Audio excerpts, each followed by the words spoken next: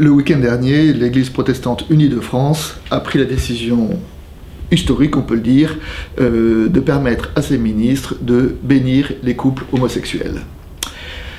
Cette décision a été importante, elle a été abondamment relayée par la presse, mais peu ont relevé qu'il a eu lieu le week-end de l'Ascension.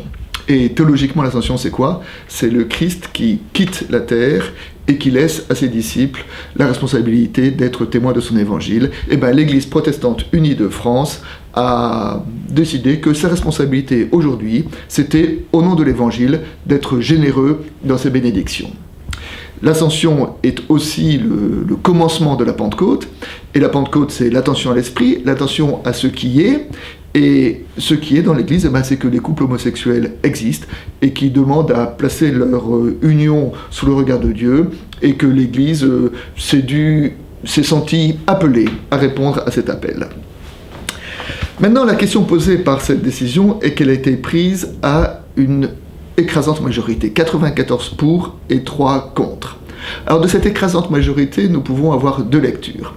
La lecture des gens qui étaient au synode du Conseil national, qui est de dire que, certes, ça ne veut pas dire que tout le synode était unanime derrière cette décision, mais que tout le synode a été unanime pour dire que cette décision correspondait à ce à quoi l'Église était appelée. C'est-à-dire que même ceux qui n'étaient pas d'accord reconnaissaient que la majorité était pour et que c'était le chemin de l'Église. À l'inverse, ceux qui étaient contre cette décision, et notamment ceux qui n'étaient pas au synode, se sont sentis très fortement blessés par cette écrasante majorité parce qu'ils ont ressenti que leur propre position n'était pas prise en compte, leur propre position ne s'est pas exprimée. Et nous trouvons devant une sorte de paradoxe que le trop de consensus tue le consensus, que la démarche d'apaisement qu'a voulu mettre en œuvre le Conseil national de l'Église protestante unie de France s'est révélée presque contre-productive.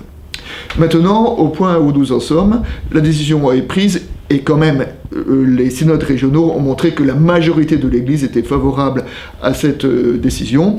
Alors la seule chose que nous pouvons dire, c'est attendons paisiblement quels vont être ses effets, comment elle va être mise en œuvre, et comme je le disais il y a 2 ans, à l'issue du vote de la loi Taubira, eh bien rendez-vous dans 50 ans pour voir quels ont été les effets de cette décision.